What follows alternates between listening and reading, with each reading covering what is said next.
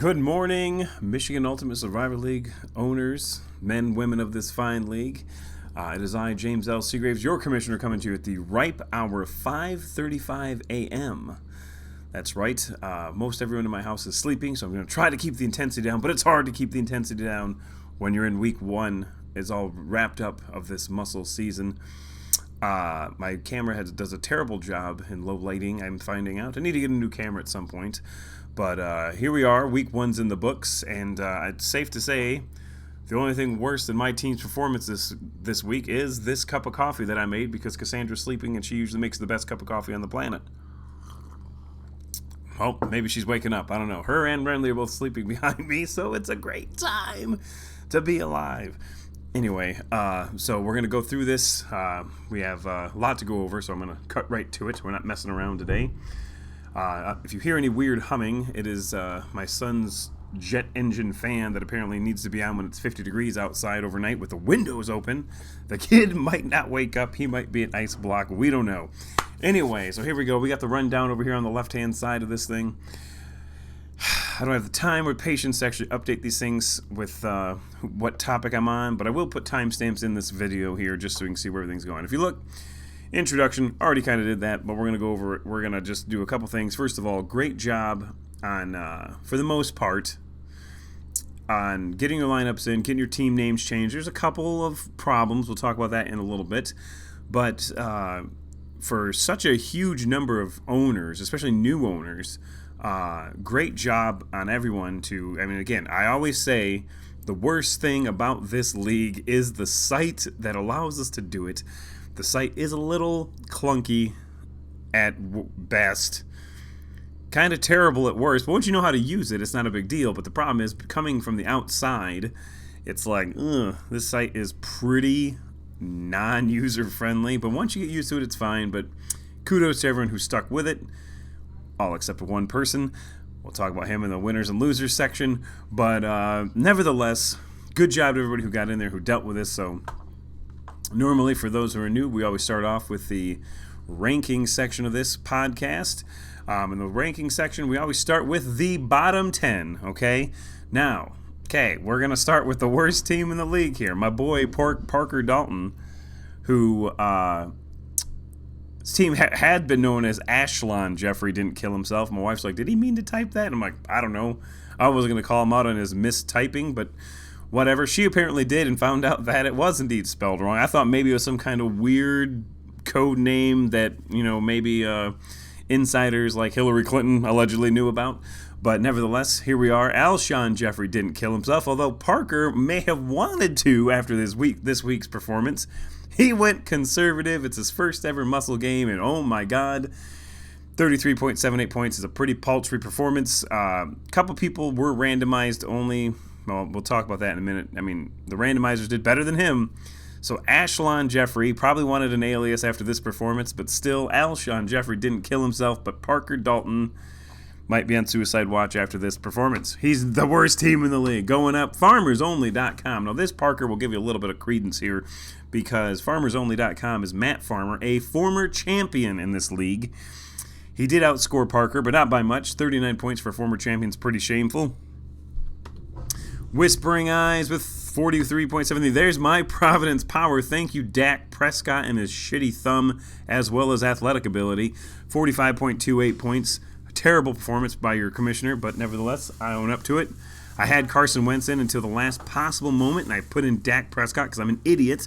And there you go. Carson Wentz threw for 4 touchdowns. What is going on in that stairway? Air Allen 17, he's one of the new owners. He barely outscored me. Congratulations. The Donkey Punchers, Will Green, another historically great owner. Still shitty. 46.35 points. Terrible performance. Joe Buck Yourself. Now, there's a couple different Buck names here. I got to remember who's who here. Joe Buck Yourself is Jordan Craig. Okay, not a new owner. Should know better, but then again, he outscored me, so I can't talk too much trash. BVC, Brad Van Camp. Historically mediocre and, not doing great so far, but I have confidence in Brad this year. I think he's going to be fine. He's going to get this shitty week out. If you notice, these colors are brown, by the way. That is not by coincidence. Play with Mike Ditka. That's Tony Cromwell, a historically phenomenal owner and a runner-up one year. Did not run anything other than to the John with his toilet performance. I'll take your money. He's winking. You're not taking anyone's money right now, buddy. 50.34 points. I don't even know who you are. I have to double check because that was one of the names that was updated lately. Here he is right here. This is Kevin Wilson, another great owner historically. With a name like I'll take your money, then to put up a 87th best performance is not a great way to start the year, but it's only week 1, so we'll find out where the things go from here. And that's it. Team Stephen Bailey. His name got renamed to Stephen Bailey's Ray. Stephen Bailey's Rays. Probably the dumbest thing I've ever come up with, but still, more on that later. So now we're going to jump up to the top 25. Now this is the stuff, this is where you want to be. We'll look through here. We say Dublin Drunk, 79th. Tips and Tricks, 65. Better bring your A game. Didn't bring his A game. Lost.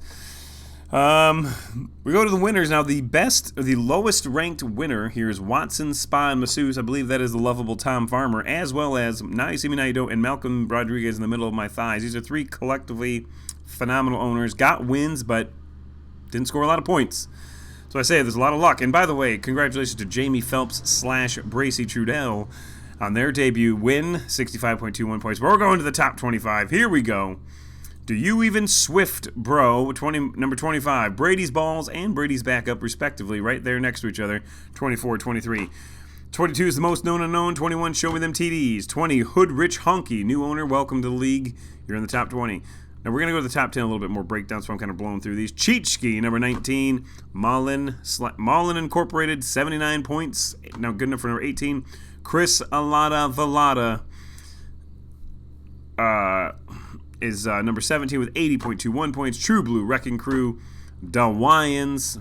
This is some dads here representing. My dad did not. He lost, but Roger Brewer and Gary King, 2 fathers of other owners in this league, both put up over 80. Can You Digs It? That's a new owner. I don't know who that is right offhand. Or maybe he just changed his name. I don't know. Can You Digs It? Richard Chapman of the Richard Chapman Agency. Good job to you. The RV guy, there's a new owner, Jason Wright, who put in his lineup about 5 minutes before kickoff, but he got enough to be up number 13, so congratulations to you. Poe Swag, that is Bonnie Monahan, off for a 2-year hiatus, maybe 3-year hiatus, comes back in with drops 80 points, good for number 12. The Concussion Protocol, always good, number 11. Here we go, we're in your top 10 now. We're going to break down a little bit clearer. Bleeding Blue Bombers, up there with 81.51 points, good enough for number 10. Number 9 is Cloacal Kiss. That is your defending champion, ladies and gentlemen. Maddie Bradley coming right back, proving that MUSL 2021 was no fluke. She puts up 81.78 points. Your Mother Likes My Defense. That is another former champion, Alan Harvey, who puts up 82.36 points and good enough for number 8 in the week 1. Muckers, that's a new owner. I'm number 7, 85.4. It's like Chris Mokolakovitz. That's not his name, but it's something like that. I don't know what his name is. I'll have to look. So many owners, it's hard to know them all, but we'll get to know you over the year, I promise. Andy Plums, Digger Phelps, number 6, with 88.11 points. These are phenomenal performances, by the way. To score 80-plus points is good. Can't all be the Lakers, though. I'll tell you more on that. Tallywhackers, the lovable Josh Crampton. He is up there with 90.15 points. The Apache Chiefs, my cousin, the only Seagraves who did anything really, although my wife did win. 96.2 points. Good for you, Apache. Hello, Cassandra. Good morning. If you could make me a really good cup of coffee when you get a moment, I'd appreciate it because this thing tastes like dirt. And then, just here so I don't get fined, Paul, don't call him Paul Wall and Wine. What? Oh, sorry. I think I woke her up. She's not happy, but nevertheless, as long as we don't wake up Brenlin, that's all that matters. Am I right? She went up that way. Paul Wall and Wine, just here so I don't get fined. 99.71 points. Number 2 is New Orleans Rock Chuck's Aaron King, who took half the year off last year due to some whatever circumstances. Congratulations on being number 2, and welcome back, Aaron King. It's good to have you back. And then, of course, the number 1 team in the nation is, with the most ridiculous... Oh, by the way, Aaron King put up 105 points in week 1. Don't want to discredit that. Anytime you score over 100 points is amazing, folks. It's amazing. But then there's the number 1 team in the nation. Here we go. The number 1 team in the nation for week 1 is, I don't know if you can hear that drum roll, but we're going to drum roll it up, and it is the Not even the Lakers, just straight up Lakers, which is annoying, but still, we'll let it slide. 120.8 points. Amber Cole in her owner and MUSL debut. Cody Cole's new wife, not new wife, only wife, but recently married wife, I should say. Cody Cole gets around, but he's only been married once. You know what I'm saying? Anyway, puts up 120 points, and I mean, wait till you see this lineup. Unfortunately, my son was on the receiving end of this beat down, so yeah, it's pretty tough. So there is your top 10 in gold, your bottom, or your 11 through 15 in silver, and then of course your bottom 10 in poop brown for being terrible. So there's that. Now I'm going to go to the next section, which is most started. This is a feature that you might not know how to use. In fact, I might not even know how to use it because I haven't used this site in a year. But we're going to show you anyway. I got looking for digs here, looking for digs in all the right places. So if you go to reports here and you go to player and you go to starter points player, this is kind of cool. This will show you who's starting here. Now just go here and go to I believe you go to player and then hit now. Yep. Okay. This will show you who started who. I'm going to zoom in a little bit here, make it a little bit bigger so you can read it. Yeah, you know what? I can't really. So anyway, this will show you who started what. Let's look at quarter. You can drop by quarterback too. So we'll just go to quarterback here and hit now. Okay. So 20 teams started Russell Wilson against the Seahawks in a great game last night, although I mean I kind of fell asleep during it, but that's fine because I got up at 4 a.m. thanks to my daughter. Lamar Jackson was the second most started, number 13, and then Jalen Hurts was the 11th most started person against the Lions. That was smart. Jameis Winston. Then you got numbnuts like me starting Dak Prescott and fucking useless ass kid. Whatever, dude. Good luck. Maybe someone will start in week 9, but I doubt it because most people are smarter than I am. So that's that. You can click here and check the running back, see who was the most started. Now this was sorted by total points, so it doesn't always work in order because if a lot of people started and they didn't do very well, they're up here as you'll see. This is how many points they scored whilst being a starter. This is what you want to look for: your number of games. That shows you how many people have started him. Antonio Gibson was number 1. Actually, Alvin Kamara was number 2. Jonathan Taylor, Thomas, and Rashad Penny with 11. Christian McCaffrey was 10 starts. But DeAndre Swift, as you can see, he's up here because he did so well. 16.25 points, only started by 7 people, but he did a great job. Great job to the Lions on that game. I didn't think... I questioned the onside kick, and it came back to haunt him, of course, but whatever. I'm not a coach. And then Derrick Henry, another gem start by me, puts up 4.1 points in the big turd performance, like this haircut. God, I can't stand that man's hair. There's a difference between dreads and looking like you've just got a bunch of turds hanging out the back of your head. But hey, you know what? It's not for me, but it is for him, I guess. So, wide receivers, let's look here and see. Michael Pittman, the number 1 starter. Marquise Brown, Terry McLaurin, and Jerry Jeudy. The judge is in. 13.1 points for Judge Judy last night. That's pretty good. 25 points for Justin Jefferson here, though. You see only 3 people started him, but they started him. Great. Great performance. And, of course, Lakers, not the Lakers, again, just Lakers, started Justin Jefferson, and that helped them put up that huge score. So now we're going to turn to the next section, which is highest lineup, which, if we know, as mentioned many times already, was the Lakers. Spoiler alert here. We're going to go here.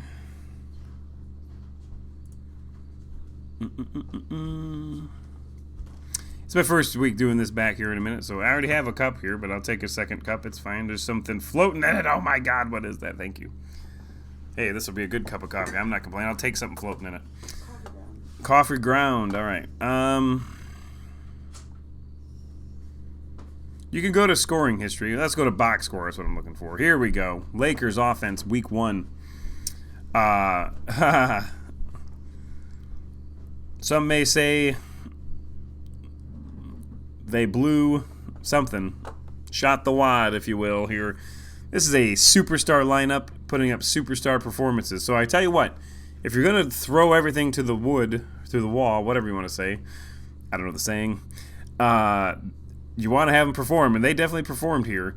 Patrick Mahomes, Christian McCaffrey, DeAndre Swift, Jamar Chase, Justin Jefferson, Dalton Schultz, Daniel Carlson, and the 49ers defense. That bottom three, man, but those top several, they put up the points too. 5 touchdowns for Mahomes, 144 yards for DeAndre Swift, and a touchdown, and he got robbed of another touchdown too. God, Jamal Williams got 2 touchdowns on 1-yard plays or whatever. So DeAndre Swift should have had 2 touchdowns, but whatever. Nevertheless, he didn't. So this is your the highest scoring lineup of the week. Put up 120 points. Now, if we go down to Ashlon, where is this at? Alshon Jeffrey didn't kill himself. Let's check out his lineup. This is the lowest lineup of the week. And believe it or not, I mean, first of all, Kyle Rudolph was started. It didn't even get on the field, apparently. I mean, Rudolph the Red-Nosed Reindeer scored as many points as Kyle Rudolph did this week and played about as many minutes, too. He did not guide Parker's sleigh, that's for damn sure. Anyway, Jameis Winston had a pretty good performance there, 15.83 points, but everything else was terrible, including Kenyon Drake, Jerick McKinnon, Chris Olave. That sounds like a salad topping, or dressing perhaps. Brashad Perriman with negative 0.35 points, so that's impressive. And then Greg Zuerlein, I can't believe this man's still in the league, folks, playing for the Jets, pops up 4 points. And then the Arizona Cardinals. Okay, now, Parker, I know you're new to this, and I don't want to call you out, but I mean, you didn't have the lowest score of the week, which is why I am. But you do realize that the object is for the defense to play teams that are not very good. And the Cardinals were scheduled to play the Chiefs, so what the hell were you thinking? I don't know. But nevertheless, Alshon Jeffrey didn't kill himself, with Arizona put up 2 points after allowing 488 yards and 44 points to the number 1 team in the league by a mile, even though they didn't win the Super Bowl last year. Who cares? Yeah, as a general rule, you don't want to start a team on defense that's playing the Chiefs. Just trying to pass on some wisdom as someone who's a staggering 4 spots higher than you in the bottom 10. Just saying. Probably not a great play. Now, we're going to move on to my favorite segment of the week, which is winners and losers. All right. Oh, no. You can see too much here. It's fine. Whatever. Winner number 1, Carson Wentz. This guy, again, I almost had him in, took him out in the last second. Makes me a loser. Not mentioned here.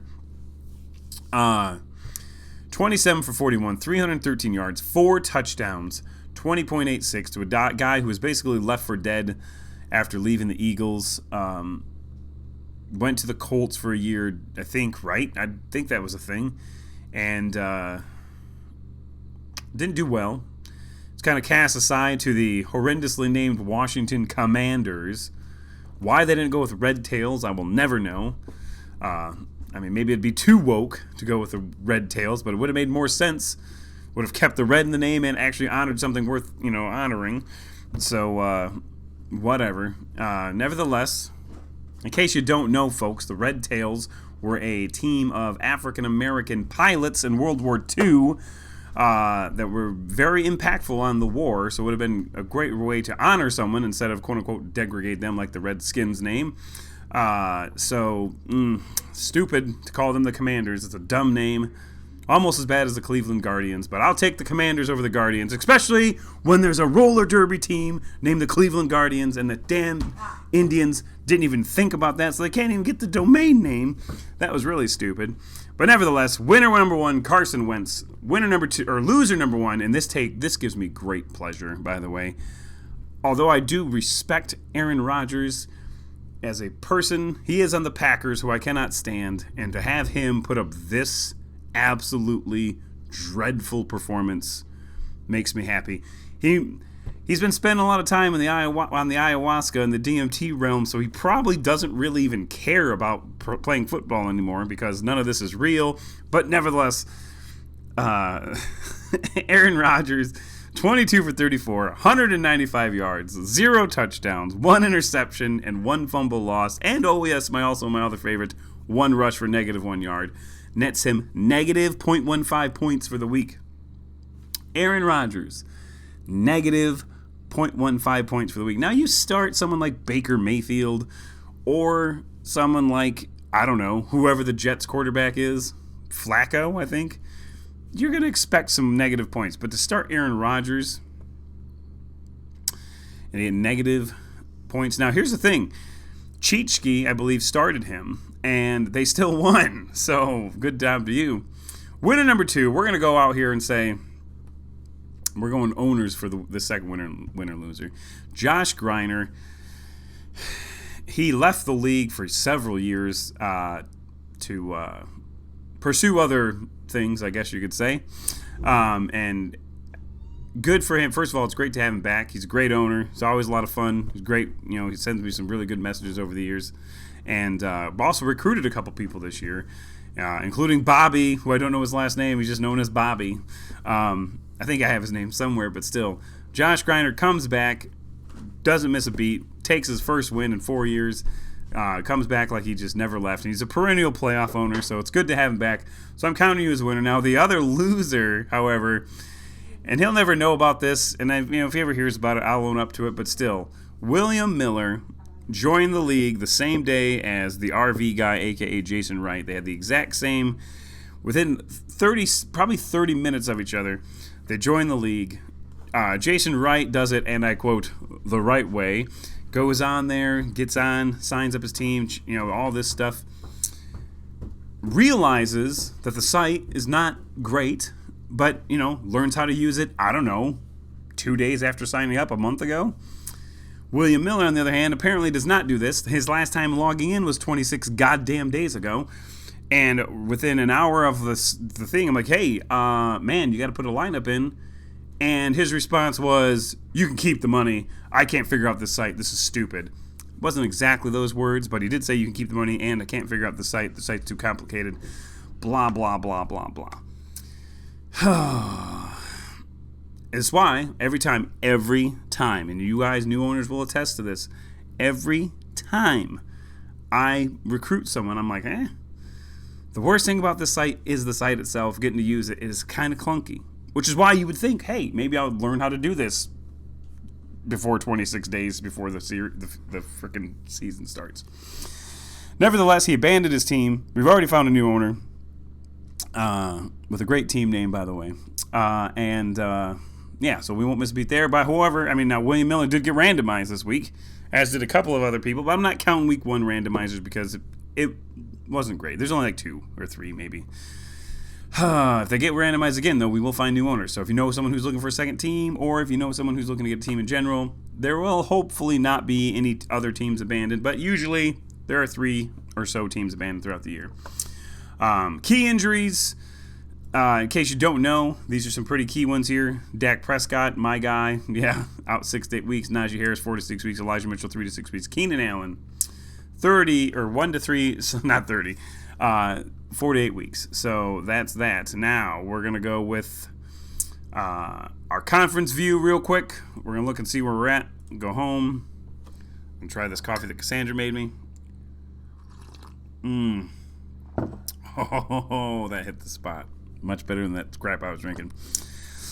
All right, so Jeff I have not double-checked these, so I just didn't, again, I got up at 4 a.m., so bear with me. Jeff Lebowski conference here, you can see Cloacal Kiss right back on top, 1-0. So number 9, 12, and everyone's going to be, there's going to be 6 1-0 teams and 6 0-6 teams right now. That's not surprising. We're just looking at the rankings. The rankings are based on wins and points. So if you are 1-0, that's great. And then the top 25 teams in points will get numbers here. So as that shakes out, we'll go through that. But based on points, number 9, 12, and 19 are in the Jeff Lebowski conference. So we got 3 top 25 teams. Kirk Lazarus conference has Tallywhackers, Your Mother Likes My Defense, and Hood Ridge Honky, Rob Gork, coming in here with his win and be getting the top 20 in week 1. So 3 there. There's probably going to be 3 in every one of these 2. Maybe not, though. Ron Burgundy conference has the number 2 team in the nation, New Orleans Rock Trucks, as well as Can You Digs It, Richard Chapman, and Mullen Incorporated, Paul Ward. Now, of course, in one of everybody's favorite segments of the new year / maybe even throughout the season, is what exactly will Pat Provost come up with for ridiculous team names? And the results are in. Chop It Off, It'll Make You Stunning and Brave. Twilight Zone Reality, folks, is his new team name for one of them. I don't even know what the other one is, if he even changed it. But it's one of my favorite things to do in the season is check out his ridiculous team names. We love them. Jeff Spicoli Conference has number 4, 11, and 16 as the Apache Chiefs, Concussion Protocol, and True Blue Wrecking Crew. And now we get to Frank Drebin Conference, has 2 top 25 teams and only 1 that's highly ranked. As Just Here So I Don't Get Fined, number 3, joins 24 ranked Brady's Balls. Hope you can't hear that conversation in the background. They're about to get in a fight, I think, but it's fine. Brody Bruce has 4 teams in the top 25. Digger Phelps, DeWyan, Show Me Them TDs, and Brady's backup. Rod Kimball Conference with only 2 as well, number 10 and 13. Pat Provost Sr. Why did I think that was Roger Brewer's team? No, True Blue Wrecking Crew. I get the Blues confused. Bleeding Blue Bombers, number 10, and the RV guy. Eric Minturn comes in with a win. Ben Miller with a win. Hitting Rugs is Mason Bradley. Another Bradley joining the crew. And Now You See Me, Now You Don't, all with wins this week. And then the number 1 conference so far, which I believe we may have seen coming. Maybe not. I don't think so. But the number 1, number 7, 12, 22, and 25. We got Lakers, Muckers, Alada, Most Known Unknown, and Do You Even Swift Bro. The Napoleon Dynamite Conference. It's the number 1 conference so far in the league. Play with Mike Ditka at the bottom of that conference so far. But it's only week 1. There are still 10 games to go in the regular season. So, looking ahead to next week. What to watch for week 2. Let's see if I can zoom. Can I zoom this in? I cannot zoom this in. Can I zoom this in? Nope, I cannot zoom this in. I could. Just make it bigger.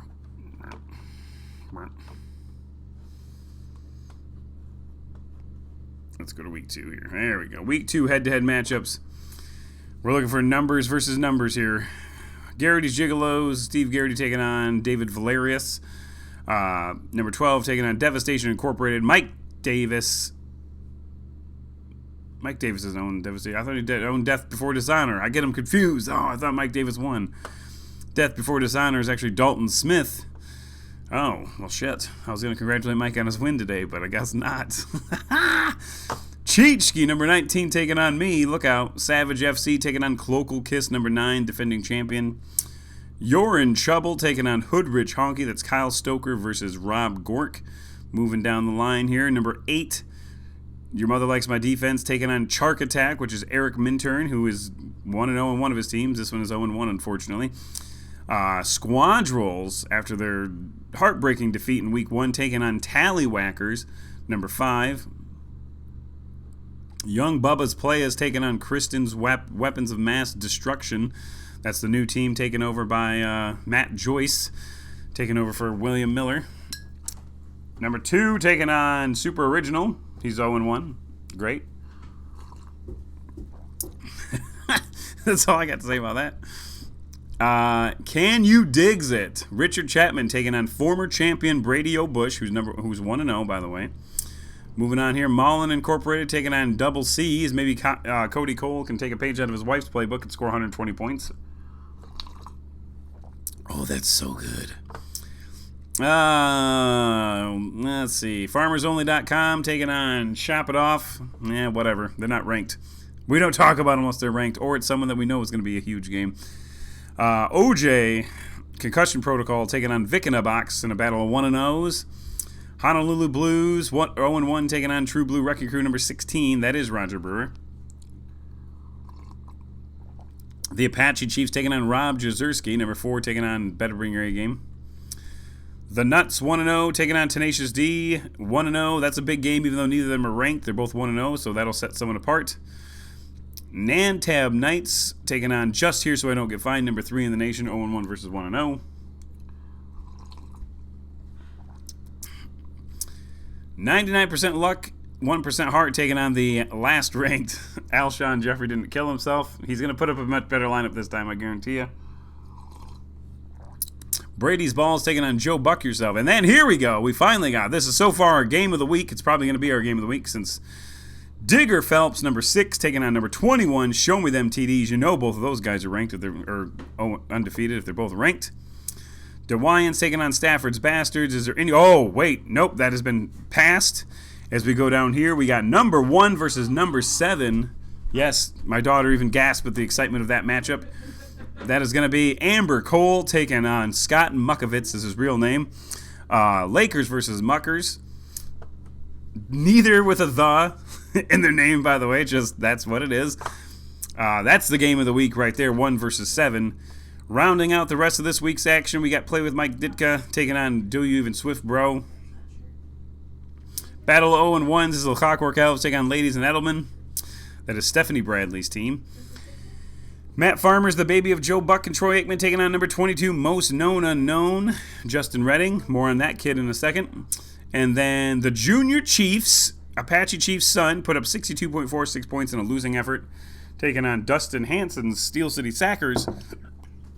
And then finally, number 17, Vincent Vallada's Alada Vallada taking on My Ball Zach Ertz, which is Don Knapp. So, I believe I called him Chris Vallada. I don't know why. I just thought about that. I was like, did I call him Chris Vallada earlier? Anyway, Vincent Vallada sounds like a Pulp Fiction character. Maybe that's why I just dispersed the name. But, yeah, I don't know what the hell. Nevertheless, Vincent Vallada will be taking on Don Knapp in this week. Now, the final thing we're going to talk about doesn't concern everybody here, but it concerns some people, and that is the Super Squares, which I'll probably make a small separate video of because there are people who are in the Super Squares challenge that are not part of this league. Most of you are in this league though, so you can watch this little part here. So I did not get to post this Monday, which I should have, because there were 4 squares still alive. But I mean, realistically, we all knew what was happening because we knew the Broncos weren't going to put up 45 points, and we knew the Seahawks weren't going to put up 39 points, which means that the Week 1 winner of the squares goes to the Eagles, because keep in mind, Week 1 challenge was highest score in each conference. The Eagles put up 38 against the Lions, who actually scored the second most, by the way. So the Lions had won that game. They would have won that square, which would have been crazy. And the Chiefs put up 44. So what we do is we find the Eagles, we find Chiefs, and we match them up right here. And Justin Redding had the Eagles Chiefs for Week 1, wins the Week 1 prize. He's already made his money back. Week 1, $29 you get per week if you win this thing. So that's that. Now we'll head to Week 2. The Week 2 challenge is lowest score. So Chiefs Eagles is probably not going to win again. But you never know. You never know. So I believe, if memory serves me correct, based on last week, the Packers and someone scored 7 points. The Patriots. Yeah, that's wild. Oh, nope, the Cowboys. The Cowboys scored 3 points like a bunch of total clowns.